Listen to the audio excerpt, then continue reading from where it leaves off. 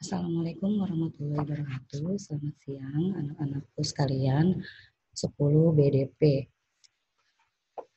Untuk pertemuan kedua ini, Ibu akan memberikan materi dalam mata pelajaran perencanaan bisnis.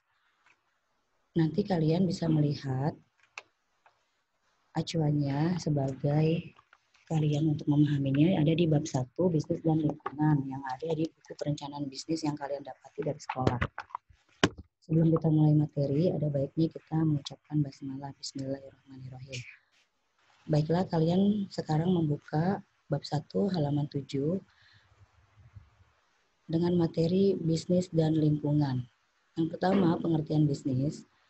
Bisnis adalah suatu organisasi yang menjual barang atau jasa kepada konsumen atau bisnis lainnya untuk mendapatkan laba.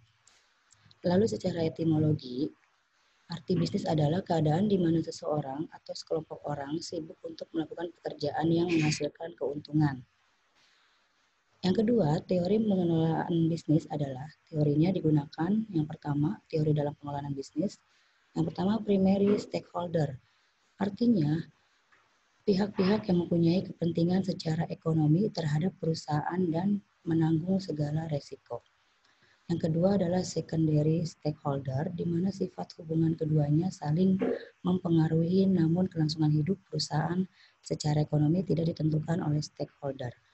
Jadi, primary stakeholder ini bisa kita sebut yaitu yang paling menentukan jalannya bisnis. Kalau secondary artinya merupakan pegawai-pegawainya saja.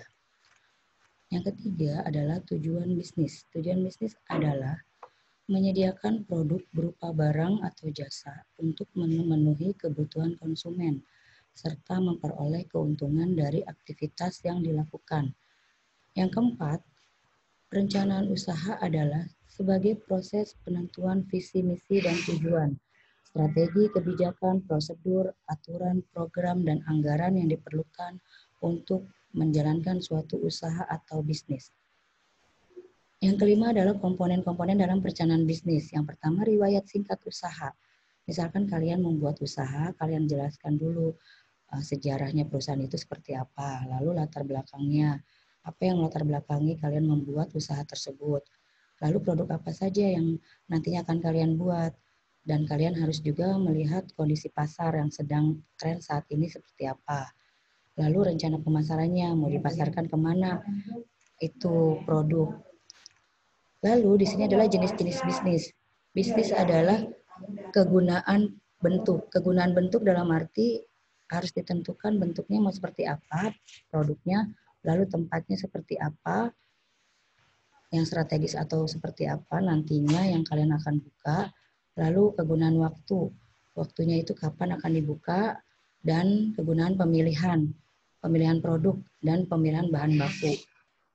Fungsi perencanaan bisnis, yang pertama pedoman kerja.